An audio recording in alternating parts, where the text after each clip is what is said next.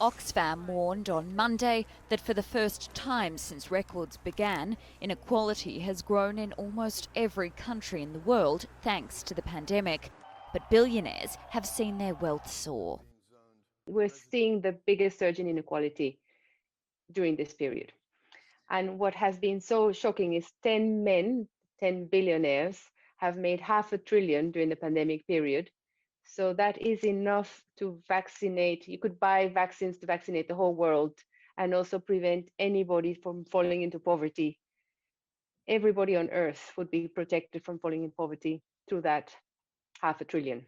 Oxfam's executive director, Gabriella Boucher, said its inequality virus report found COVID-19 unleashed an economic storm that hit the poor and vulnerable hardest, with women and marginalised workers facing the worst of job losses. And the World Bank warning more than 100 million people could be pushed into extreme poverty.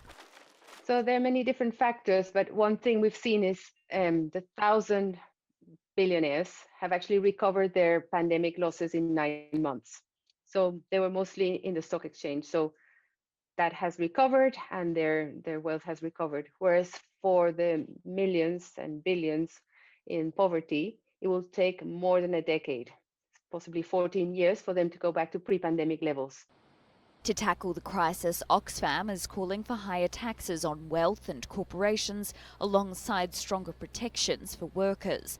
It says a temporary tax on excess profits made by the 32 global corporations that have profited the most during the pandemic could have raised $104 billion in 2020 alone.